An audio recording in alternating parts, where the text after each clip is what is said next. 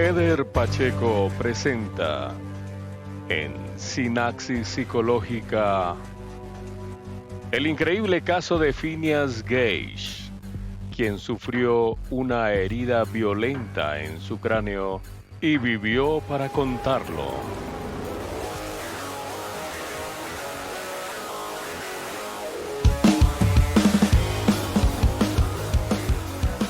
Phineas Gage es, a no dudar, uno de los pacientes más famosos de la historia de la neurología. Una cita indefectible en textos neurológicos y objeto de numerosos artículos científicos a lo largo de más de 150 años. Este caso tan excepcional ha permitido establecer el papel principal que en el pensamiento y en la capacidad de sociabilizar tienen las regiones frontales del cerebro, especialmente la porción ventromedial, así como los circuitos y sistemas relacionados con las emociones, cuya activación conjunta con las regiones frontales participa en forma fundamental en la planificación y toma de decisiones, y contribuye a determinar el tono afectivo de nuestras relaciones sociales. Una revisión sumaria de la historia de la medicina nos indica que es inusual que el nombre de un paciente y no el del médico que describe una situación clínica sea mencionado para la posteridad. ¿Por qué entonces se recuerda el nombre de Gage y no el de su médico tratante y acucioso descriptor de su insania, John Martin Harlow? Quizá porque el caso es todavía considerado como una de las mejores descripciones de un desorden psicopático, del comportamiento relacionado con una lesión traumática del córtex prefrontal, donde la correlación anatomoclínica ha sido intentada empleando diversas concepciones y métodos a la usanza de los diversos momentos históricos. Para muchos neurólogos, el nombre del paciente Phineas Gage es más que familiar, por ser uno de los más famosos pacientes de la historia de la neurología. Un infaltable en textos neurológicos y sujeto de muchos artículos médicos y libros de divulgación. No obstante, pocos conocen el del Dr. John Martin Harlow, el médico de cabecera que le atendió cerca de 2 horas luego de ocurrido el accidente. Tal vez su nombre es recordado por la extraordinaria naturaleza del evento que sufrió y por el hecho de su milagrosa sobrevivencia y recuperación. Gage, a sus 26 años, era el capataz de una cuadrilla de trabajadores que construía una línea ferroviaria para la compañía Rutland and Burlington Railroad en Vermont, Estados Unidos. Su trabajo consistía en preparar las cargas explosivas para demoler rocas de granito y así nivelar la ruta donde descansarían rieles y durmientes. En aquellos tiempos, este cometido se llevaba a cabo volándolas mediante un barreno. Se taladraba la roca en ángulo recto para hacer un profundo trayecto tubular, el cual se rellenaba con pólvora negra explosiva hasta la mitad de su recorrido. Se insertaba entonces la mecha, que era cubierta por arena. Cuidadosamente se comprimía el contenido mediante pequeños golpes con una pesada barra de hierro y para finalizar, a una distancia prudencial, se daba la ignición. En horas de la tarde del 13 de septiembre de 1848, antes de que la arena hubiera sido colocada, Phineas, inclinándose sobre el hueco, pierde la concentración cuando alguien desvía su atención, golpea granito y pólvora directamente con la base de la barra, provocándose la ignición, y ocurre la explosión accidental de la carga que se encontraba montando. El estallido lanzó contra su cuerpo y en trayecto oblicuo la barra de metal que él mismo había diseñado para tales fines.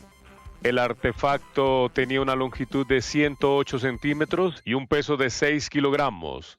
Voló de sus manos e impulsada por una violentísima fuerza, Salió disparada atravesando en su camino la región cigomática izquierda, destruyendo la porción posterior de la órbita ixolateral y parte del lóbulo frontal contralateral derecho, emergiendo cerca del vértex craneal y teniendo todavía impulso suficiente para volar más de 25 metros antes de caer al suelo, envuelta en sangre y tejido cerebral. Phineas absorbió el intenso golpe, cayó sobre su espalda, tuvo algunos movimientos convulsivos, pero no perdió la conciencia, y a los pocos minutos pudo hablar y caminar. Milagrosamente sobrevivió al accidente, a pesar de la severa lesión sufrida en su cerebro. Por sus propios medios subió a una carreta tirada por bueyes que le llevó hasta el poblado. Un joven médico llamado John Martin Harlow se presentó 1 hora y media después del accidente.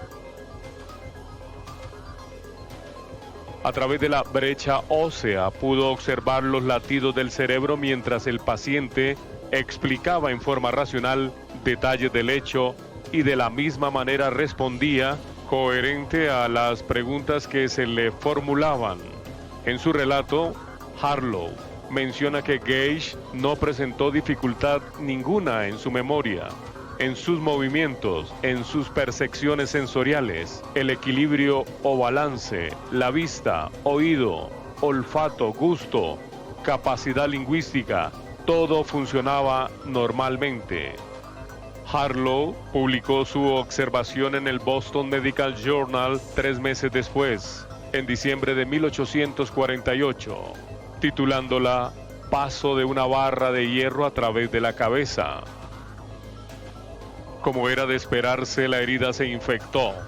Después del accidente desarrolló 14 días rigores, depresión e irritabilidad como preludio de una meningitis purulenta y un enorme absceso sobre su frente, el cual le fue drenado. A causa de ello, posteriormente perdió progresivamente la visión por su ojo izquierdo, dejándolo amaurótico el día 23º después de dicho suceso.